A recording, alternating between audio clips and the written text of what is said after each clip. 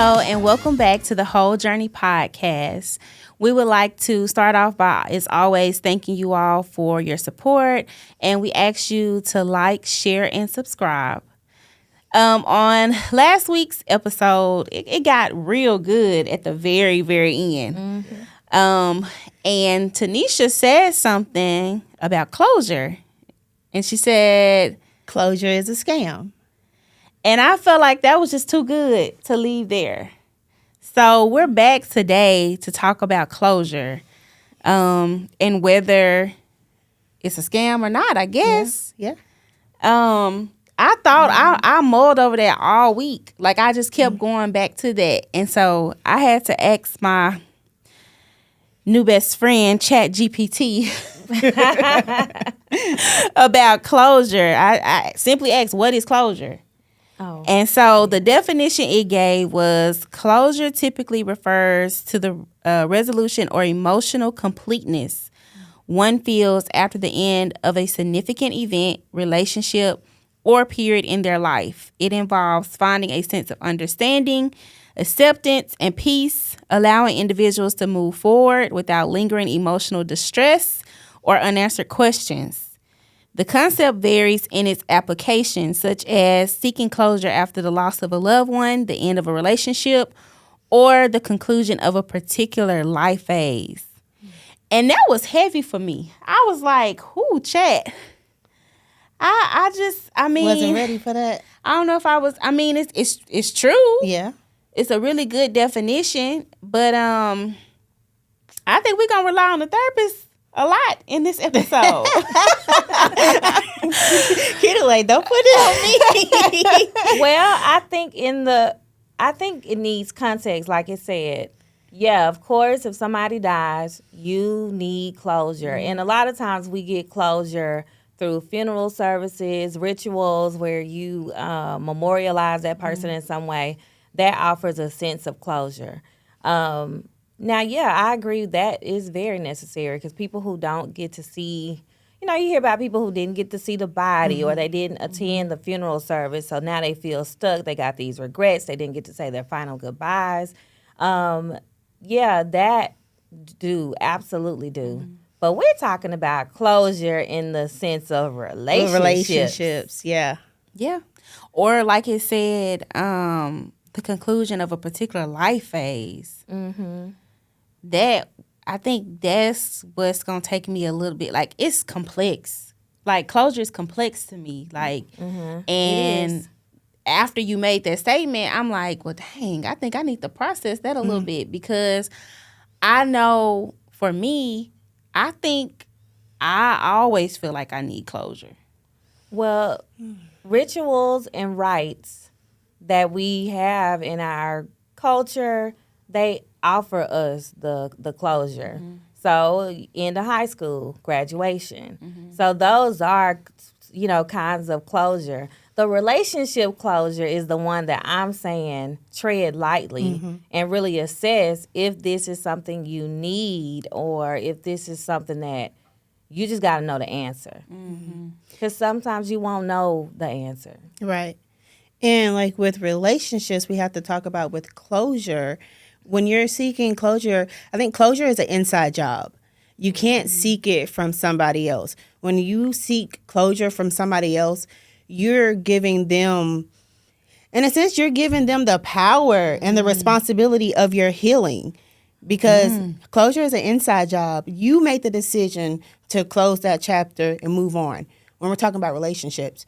I mean, even when you talk about like death, if that person's gone, they can't help you heal and get closure. You have to do that yourself. Yeah. So, okay, what about if a relationship is ending because of the actions of someone else?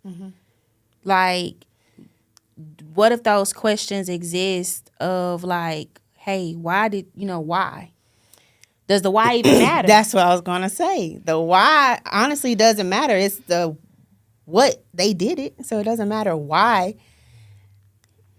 And see, I think that's what I got to work on. You need to know why it ended. Why is it ending? Like, what made you do that? Like, why? But what about when people don't know why they did what they did? So when I when I work with people who may have had an affair, the first question that partners want to know is, why did you do this? But that's the question that I discourage from being answered, because right now I feel like the only answers you need are who, what, when, where, how. Why will come in the end. Why take some self-reflection on the part of the person who did the action. They may not understand fully why they did what they did. So they can give you an off-the-cuff answer, but it still won't satisfy. You're going to come back with the same why because it doesn't make sense to you. They need the time to process and reflect on what was happening in my life, what was the context, what was the nature of our relationship at that time, what were my needs that were unfulfilled. They have to probe themselves before they can give you a reasonable why or a real why. So that's why we save it for the end, because you may not know why. Sometimes you just end up doing something stupid. Yeah. But then does it also, like, the more I think about it, like, does it come back to, like, that's just who they were? You know what I'm saying? I mean, I guess it depends on what they did and who it is. Okay. So who they are speaks to character. That's what I was just about to say. What they did speaks to behavior. So but we have to delineate those. How are they not connected? Because it's like, okay, if you stole that piece of gum, you stole, one piece of gum. Are you a thief? Like, is that just who you are? You know? People make mistakes. I'm like, ask the therapist. But really, think about this. Your kid can do a bad thing. Okay. Does that negate your parenting? Does that negate that they have the potential to be better and do differently? No, it does not. So is it after a pattern of things? So heck yeah. Okay. Yeah. Okay. I can see Heck that. yeah. Okay. Now, if you just continually stealing gum and then you going up to chips and you graduate. It's only a matter of time before you rob the bank. What's the saying? If you steal, you what is it? If you lie, you'll steal. If you steal, you'll kill. Yeah. That's a big graduation. But yeah. But see, I think that even and I mean, maybe I may not be the only one. Like, sometimes, and I've heard you say this, like, sometimes we see the red flags and we hang them up like they're like Christmas decorations. Because we think it's a circus. Yay, it's gonna be fun. Let's ride the ride. Yeah. Yes. And so it's like, you see the signs, you see the patterns, and then instead of me classifying like that's just who, that's just who they are, I think I join the circus and think like, Ride the rides. No, you just I justify. Yeah. You think you can save them. Like, there's going to be something that you do that's going to totally shift who they are, and they're going to show up and be this wonderful person. So is that, I guess, you thing? Because you like brought this up. thing? You brought us into this. Okay. Because I think you said you saw a video or something on TikTok. So what was their philosophy or ideology about it? About what? Like about closure being a scam? Like, what made them say that, or what was the context of the video? Context is that, in relationships, women, oftentimes it's the woman seeking closure from the man when he leaves the relationship abruptly, or he cheats, or, you want to know why.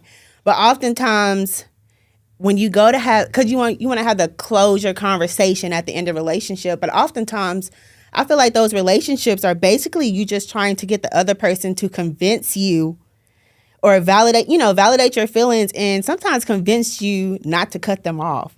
I feel like you want to have that closure conversation just to like, well, maybe if we had this conversation, then it won't be that bad. Or maybe, or they'll change their mind. Yeah. They'll see what a great person I was, and now we can have the relationship I wanted us to have. Exactly. And I know I know you agree that closure is a scam, because you don't even give people a chance to ask questions. You just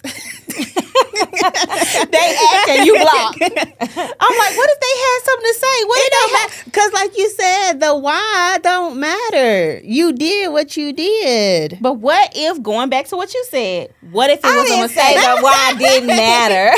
Well, I said the why comes later when they explore. You see what happened when your clients leave therapy? Yeah. They're like, my therapist said. Exactly. she said the why don't matter. Yeah. That's what I heard. They transpose whatever you said. Right. Because you just sat here, you see how she just. Oh yeah, she like, oh yeah, it sure is a scam. That's why I ain't talking to him. That's why I'm gonna keep him blocked. Block, baby, block. And she like blocks, deletes, no contact. That person never existed. What Kiki Palmer say? I don't know this man. I never seen him a day in my life. Like, but no, it's like, what? I don't know.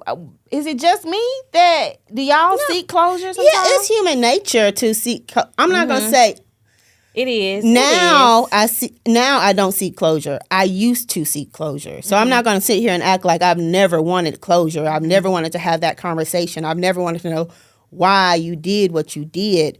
But I think with growth, you understand that I've learned that another person cannot give me closure because no matter what they say in that conversation, I still feel how I feel. And it's up to me to do the work and the healing inside and to make that decision for myself. Like, okay, I'm over it. Okay, Yeah. I can let this go. Okay. Or I'm working to get over it. Yeah. I'm going to do what I need to do to make sure I can move forward in a positive way. Yes. So that brings me to another question. How do you navigate closure when there are unresolved issues or unanswered questions? You want me to look at the therapist again? But that's the entire reason you seek it, because it's unanswered questions and things that are unresolved from you. Yeah. When I think of closure, I think of the person texting. When can we see each other? I'm missing you. I don't think I'll be able to live without you.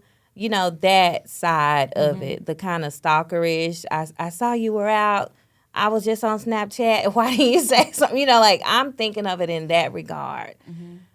And I don't know. Like, to me, that's the part where you got to do your own work. And what was the question? Because I think I lost it. It's how do you navigate closure when there are unresolved issues or unanswered questions? Ask for it. That's the only way to navigate it. Ask the person who you feel like you need to close with. Are they open to having a conversation with you about closure? Do it over coffee. Do it sometime where if you need to get up and get away, you can. Don't do it over dinner because you get back into that cycle. But do it in a non-threatening, there are people around us kind of way, so that it can be just, hey, I just want to know what went wrong with us, and be done. What you shaking your head for? I don't have nothing but it. Because I think that's the kind of like what you said, like that's the core of what it is. Like, Yeah. you have there's something unresolved in you that's making you want closure. Yeah. So if closure is a scam, can you give us any pros of closure? What's the benefit of closure? That you get to move forward and know that. So sometimes closure can end in, instead of us being enemies, we can be cordial. We can be friends in a sense. I learn information about how I show up in relationship. I can know that the reason we ended is not because of something I did. It can bring peace and validation. It can help you to humanize the person who you feel hurt you. So there are benefits to seeking it, but when your whole process of healing is hinged on this person, now we got a problem. Yes, because you become dependent on that person for your healing. Yeah. That when you just said that brought me to my next question. We should have called this one "Ask the Therapist" because obviously, Oh, it's not. I need a session on closure. So, what role does forgiveness play in the process of finding closure? Oh, I thought about this so when I knew we were talking about this, I thought about how we look at forgiveness. So I learned a few years ago that people are not capable of forgiving themselves, even though we hear that a lot. Like, I just haven't forgave myself. That's why I'm still blah, blah, blah. We are not capable of forgiving ourselves. Our only duty is to forgive others. If we were capable of forgiving ourselves, we wouldn't need Jesus. Yes. Okay? So when it comes to closure, our responsibility 100% of the time as believers is to forgive. And you're doing it for you. So once you have mastered the ability to forgive the person that hurt you, closure comes automatically because now you've allowed a space where God can come in and do some of the work with your healing. Yes. Okay. So, like talking about like spiritually Christianity, biblically, whenever I think about closure, I think about Lot's wife. When she looked back and she turned into a pillar of salt. Yeah. So, like, when you're seeking that closure and, you're a pillar of salt, you're stuck emotionally and mentally. And you cannot move forward in your healing, in your growth. So, yeah, that's how I correlate.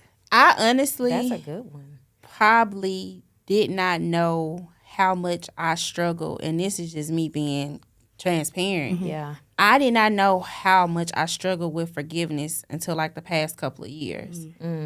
Because I think that I experienced some of my most impactful hurt. And so before, it's like, oh, it was little things. Like, I forgot to call you back. It was, it's like, they say even like forgive your parents or something. What is it saying? Like, forgive your parents for how they raised you. They did the best they could. Yep. Even that. But I think over the past couple of years, especially last year in 2023, I experienced some hurt that, like, I thought I was like the forgiveness champion, but I struggled, and that was hard for me. A lot of times it was hard for me to sit with, and I don't know if it was because of who hurt me or what the hurt centered around. But I struggled. I struggled a lot. And it was a lot of praying, a lot of talking to God. But I had to be honest and be real with myself. And it got to a point to where I feel like I started to, because we are Christian, and because of what we learn, in church and what the Bible says, like, about forgiveness, I started to kind of beat myself up about not being able to forgive. Like, I was real hard on myself. But it was honestly after a conversation with our pastor that he made me feel like it was okay for me to set a boundary and allow myself time. And that was probably the first time I had heard that from a spiritual leader, because, it's just kind of like, you forgive, for God so loved the world, like they throw these scriptures at us, and how God can forgive us and God's love. But, I hung that up. I vowed to not be God or Jesus Jr. Yeah. I vowed to let the Holy Trinity do their job. And so the truth is, I'm not God. So I don't have the ability to forgive the way he forgives us. I don't always have the ability to love the way he loves us. Like, that's just... But when you're forgiving, it's like you don't have to forgive immediately. Right. Because I had never heard that, though. Yeah. Because you want your forgiveness to be real. You don't want to just be like, okay, I'll forgive you, and you don't truly mean it in your heart, because then it's not real. Yeah. So Yeah, but I struggled a lot with forgiveness, and then I think as a result, I don't know. I went through a phase of I want closure. I need closure. So then I think it transposed to I don't even want closure. I don't want closure. I don't never want to talk to him, see him again a day in my life. To I went. It was a seesaw. Like I need to know why. Like why? What would make you hurt me that way? To forget him. I'm telling you, I think we assume people know that they are hurting us. I don't think they know all the time. We get caught in the crossfires of humans being humans and operating in their own pain sometimes. So they don't know. Well, we don't know because I'm included in that. Like sometimes people come to me and will say, "Hey, you said this away or whatever," and I wouldn't think it, or you didn't speak.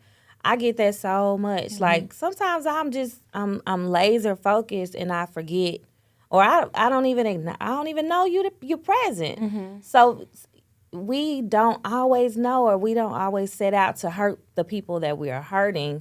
But we do have to be quick to apologize and validate that what we did was hurtful.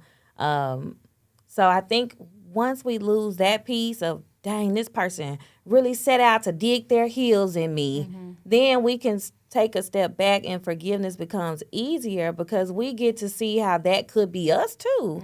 Like we always see ourselves as the victims in a situation, but we forget that there are bodies that we've left laying in waste too. So when you kind of level the playing field, like, dang, yeah, this happened to me, but I can see, like, you got to see the bad qualities in yourself as well as the qualities you seeing in them, because a lot of times the stuff we hate about other people is what we really have in ourselves that we don't like. Yeah.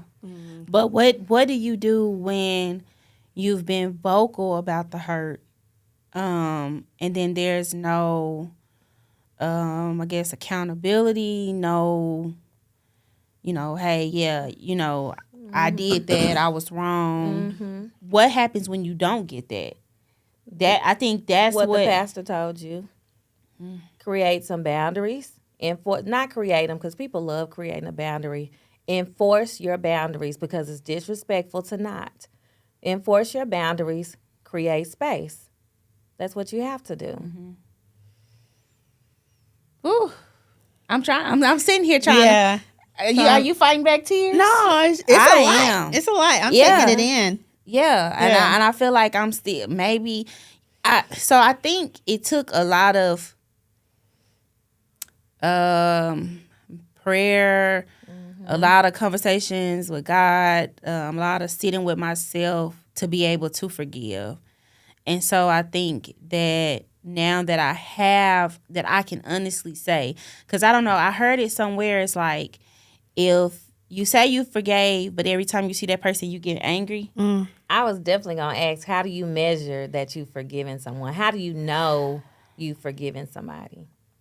That's hard for me because it's like, no, I don't block people like to the extent of you. I'm doing better in 2024. I don't think I'd have ever blocked anybody. Oh, try it. I blocked one. I blocked one person one time. Yeah. And they still blocked. It's hard for me to say that I've blocked anybody, but I can say that it is very difficult for me to kind of just go back, because you talked about like being cordial. Like, it's hard for me to, just even speak to you ever again. Yeah. Like, that's hard for me. Like, I'm still working on that. Like, I would, and I don't know if that's like avoidance, possibly, but, and it could be, but it's hard for me to just be like, oh, hey, like, I don't want that. Like, just make this easy for the both of us. And just stay out my way. Yes. I think, though, I'll say personally, for me, I know when I've forgiven someone and it's true forgiveness, when I don't feel any ill will towards them. Like when I can see them and it is, hey, how are you? Or, we don't speak at all, but it's like, I don't have that feeling in my heart of just. Yeah, I think that's the same for me. Like when I don't see you and instantly, because my first reaction, first reaction is physical. Like y'all know, like I want to slap somebody in a heartbeat. So when I can see you and don't like, ooh, I wish I could just slap her. Touch her. Yeah. When I can say like, oh, okay, you know, I see you. We ain't got to speak like you said. We may not be on speaking terms, but I can see you and not want to give you these hands. Then I think that's when I know like, okay, I have forgiven. Now I can't say how long it's gonna take, but That's between you and God. yeah. So, But like I said, it for like last year, like I started. Now I won't say punishing myself, but I started looking at myself in a way of like, I don't know, you wrong and that's you felt like you were wrong for not forgiving? yeah. Okay. Because I feel like, you know, I wasn't doing the Christian thing, you know, because that's what we're supposed to do. And I was struggling with it. And it took me having a lot of self-reflective moments to say, like, girl, you haven't forgave. You know, like, you haven't forgave. And once I was able to do that, then, because at first, I think I was lying about it, like, I'm over it. I'm good, Like but I denial wasn't. a little bit.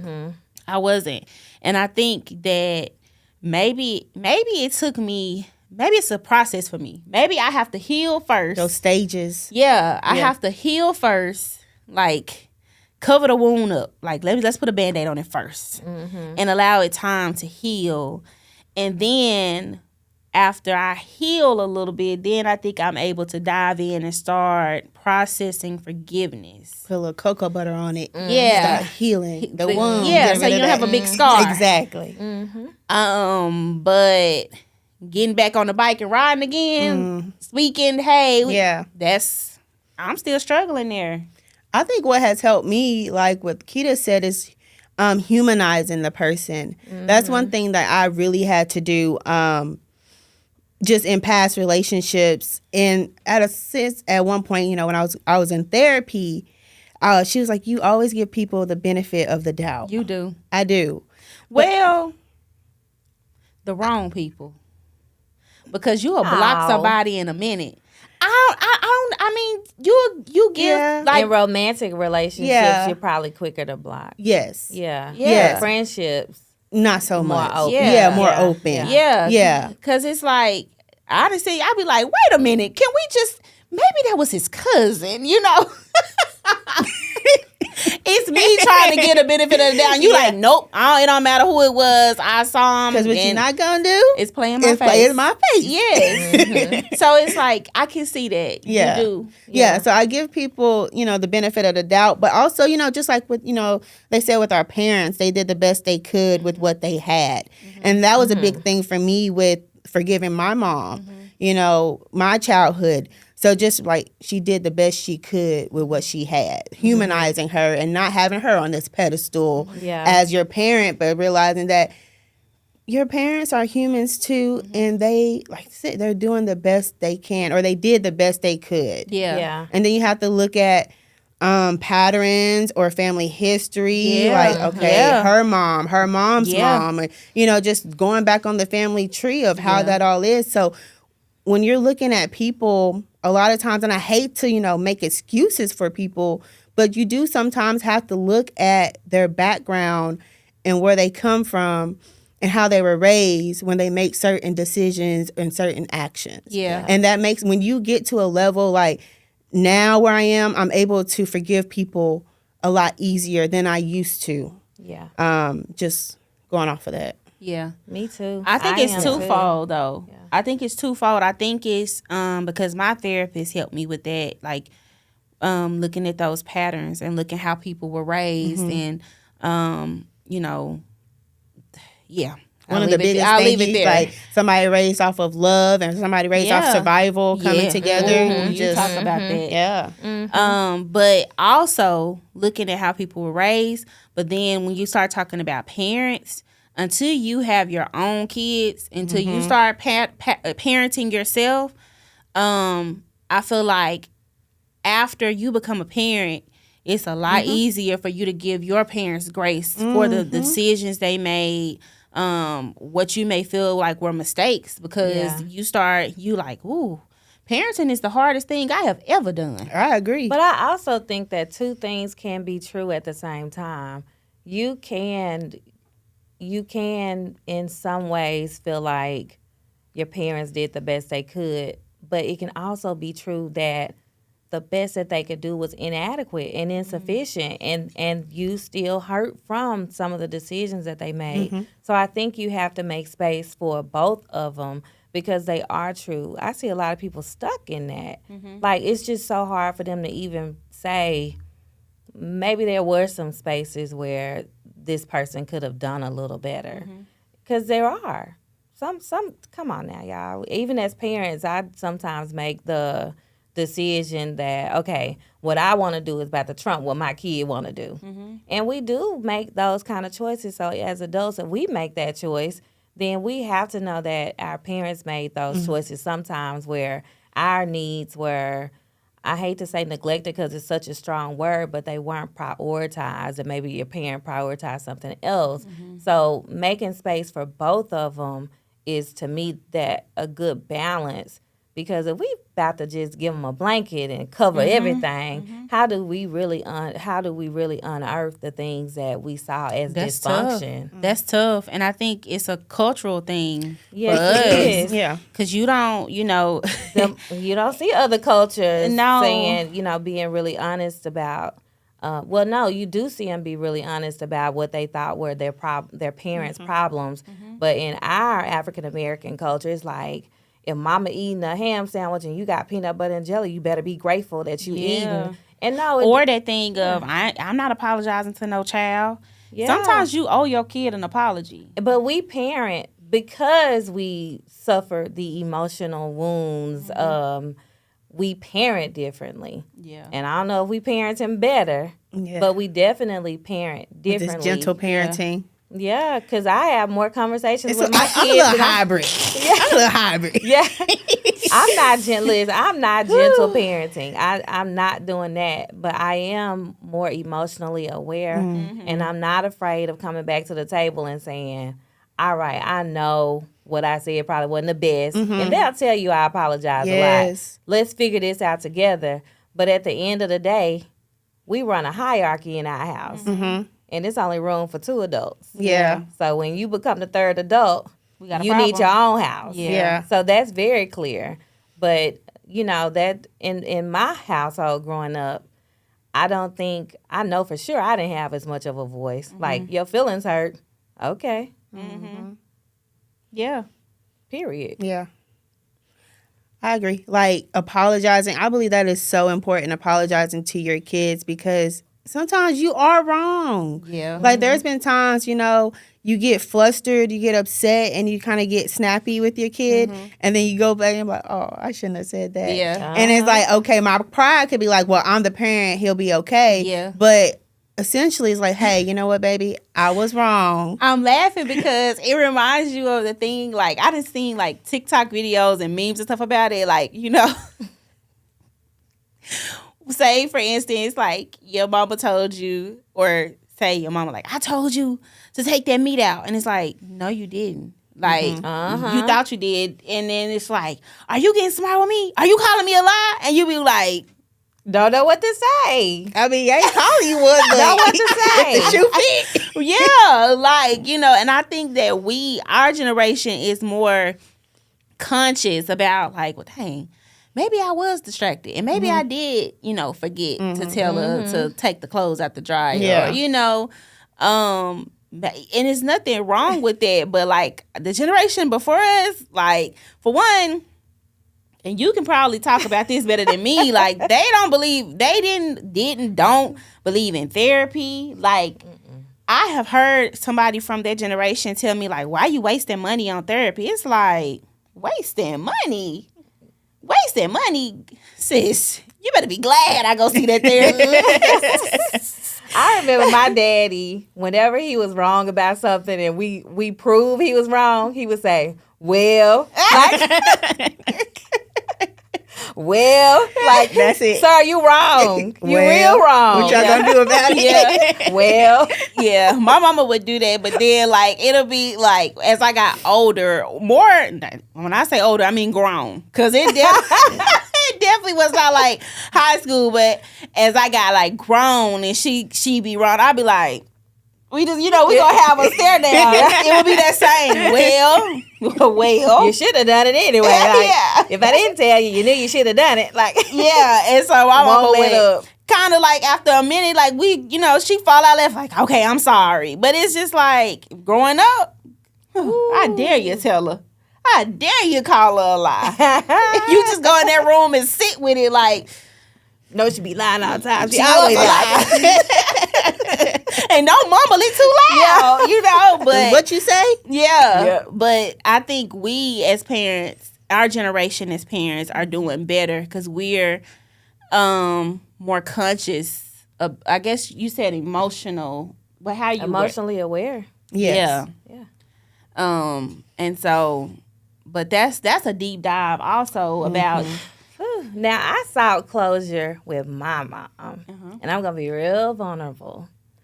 So, I always felt like growing up, things were a little different for me, like different, harder. I'm the oldest of my 3 siblings, so I didn't get as much assistance as I would have liked or felt like I needed.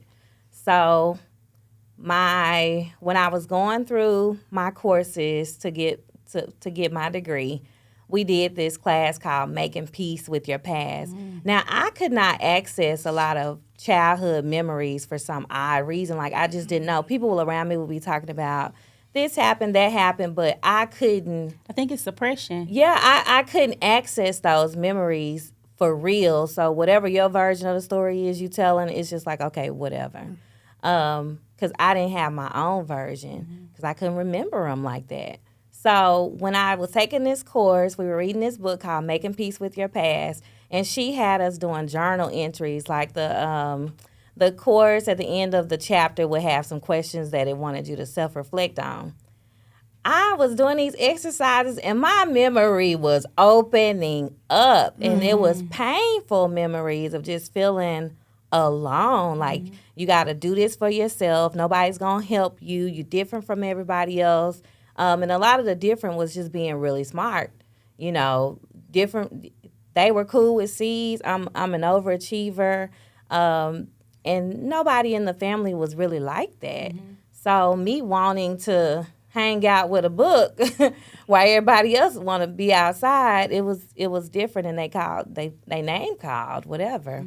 So I went years just feeling that stuff. My mom would say something and I'd be ready to snap her up.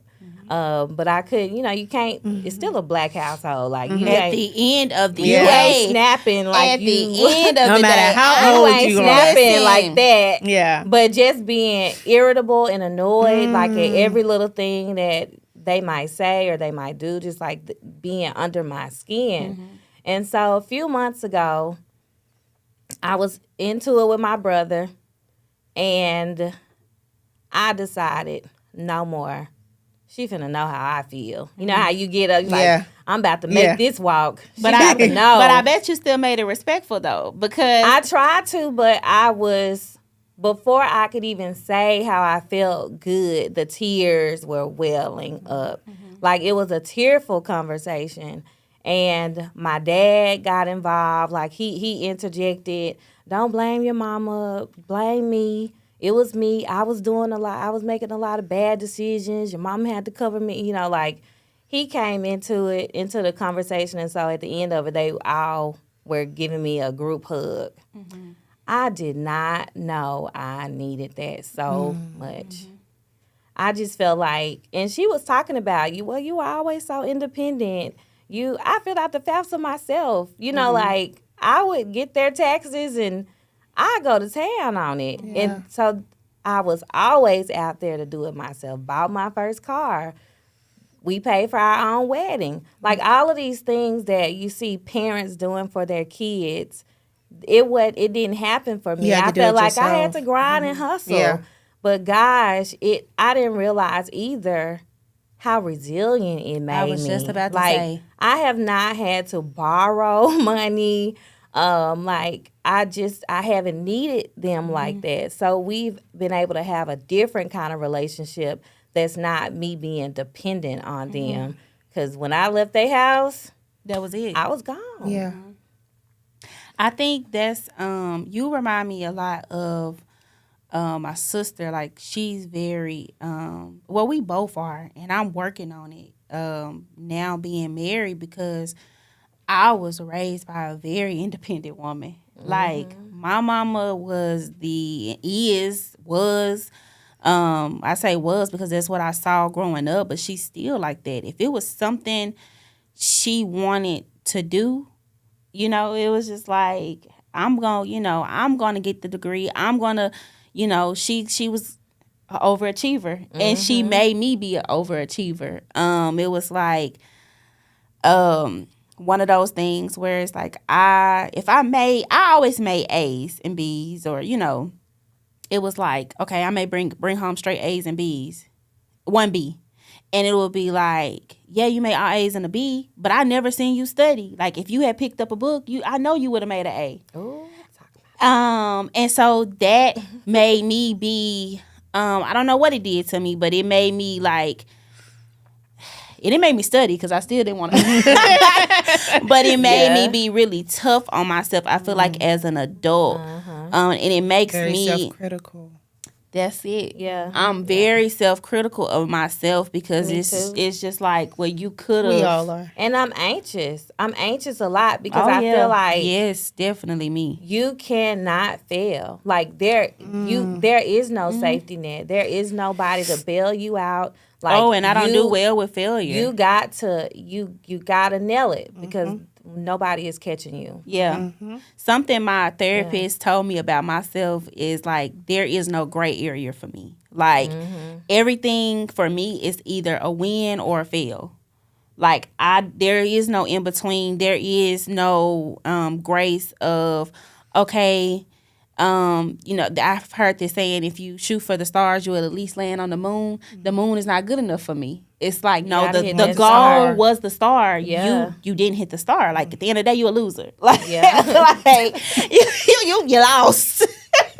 So now y'all see how we came to be type A. Yeah. It's I like, mean, no. And then it's just like the people that God kept putting me around. Like, I had a tough band director, and it was like, we didn't celebrate winning second place. Like, we're talking about a national, we getting recognized on national levels, like And it wasn't top good band in the state, and go and win second place and celebrate. Because second place is the first loser. He used to tell us, you just the best loser. And that stuck with me.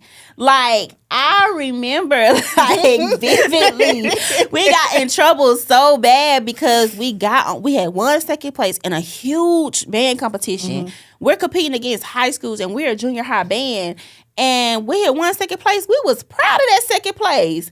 Baby, we was on there celebrating, and that man, like, he was just like, okay, you gonna celebrate this? I'll never forget those band practices after that. Like, we ran till we couldn't run no more. Threw it out the window. Well, I didn't want to, My bad. Cut that. But he was just like, no, you don't celebrate second place. And that stuck with me. Like, and I'm still like that. Like, if I don't win, if I get second place, it's just like, oh, you just the best loser. Yeah. And I'm not saying that that's healthy, but that's just, it was patterned by how I was raised. Yeah. Like, you was number 11 in your class, but if you would have studied, you could have been a valedictorian. Oh, I was number 11 too. Oh. Yeah, I was number 11. Okay. So it's just like, it's one of them things where it's just like, it's just how patterned by how you were raised. Yeah. But I was me and Keita are a lot like, because we were both the oldest. yeah. And so, like, I had a lot of, say, trauma, a little bit of trauma, but I had to come to a place where I had to have a conversation with my mom, too, because I went through therapy, and it was like, oh, that's why I'm always snappy. That's why I'm always angry and irritable when I'm around her. So it's like, okay, so we had to have a conversation where it's like, I hate to say why, or this is how I felt when this happened. Had a closure conversation. Yeah, we had a closure conversation, but I'll tell you this. Even though she apologized, and I always knew my mom was sorry. She's always told us so many times how she was sorry and she wish she would have did things differently. But it wasn't until I humanized her that I was able to forgive her and move on. That's good. Yeah. Same here, because after that conversation, I didn't contact them for maybe a week or two. But my birthday came, and on like a random day after the birthday, she came in my house and was like, I got some, I was trying to give you this. She gave me $100 Target gift card, but it was like she had bought me a Rolls Royce. Yeah. Because it spoke to who I was. Like, okay, you found something that was fully me. But and I'm more intentional about making sure I make contact. Like, and they call my kids because I'm busy, but she did my hair. Like, it's that kind of stuff can happen now that I have I've released. Yes. So will I say closure is a scam? Not all the time, but in relationships with people who are close to you that you want to maintain, do have the hard conversations. Do it after you've seen a professional. Talk to your pastor, talk to a therapist, somebody who can really help you to organize your thoughts and make meaning of what you experience. But if it's just some random Joe or some random Kate. In the words of Tanisha, block them. No, and I'll say, like, don't put your closure on another person. Yeah. Don't give someone else the responsibility and the power of your healing when it comes to closure, because there are some times where you just will not get the answers that you want from that person. Yeah. You may get the answers and it still doesn't heal you, or it still doesn't help you. So when I say closure is a scam, maybe I should say closure from the other person is a scam, because closure is an inside job. Oh, that's good. Oh, cool. Closure's an inside job. Shout out to my mom. She was trying. I'm a little difficult too, and reclusive, and I was different. So it's not a bad thing, because this girl is acing some stuff now. Yeah, you are. Because of the resiliency that I gained from figuring it out. Yeah. Each one of us, I feel like, although we had some tough childhoods, we wouldn't be who we were today. Oh, absolutely for that. No, and we can look at my mama around us. Tough. Tough, man. Yeah. And like, even reflecting on last year, it's just like, I had some big moments that made me feel low, but my mama made me tough. Yes. Like, I have seen that lady literally take life by the reins, and she gonna one thing about it, she gonna pray. Yes. She gonna pray. A warrior. She gonna pray. And because she made me tough, here I am. Yeah. Ready to take 2024 by the reins. Let's go. Yeah. Today was good. It was so good. too. I feel like we owe you your hourly rate. Please do. But seriously, if you are at the point where you have sought closure and you still feel like, our rule of thumb is, if you've been feeling this way for over 2 weeks, contact a professional. Get a therapist, a life coach, talk to your pastor, talk to somebody who can walk you through this, because we don't want you depressed. Yeah. Are you accepting new clients? Yes, I'm accepting new clients. How can they reach out to you? They can contact me at the healingcirclear.com. Okay. Yeah. And we can put it in the we'll put that in the comments. Yes. Get you a therapist. Please. We advocate therapy. Yes. And that's all I got to say.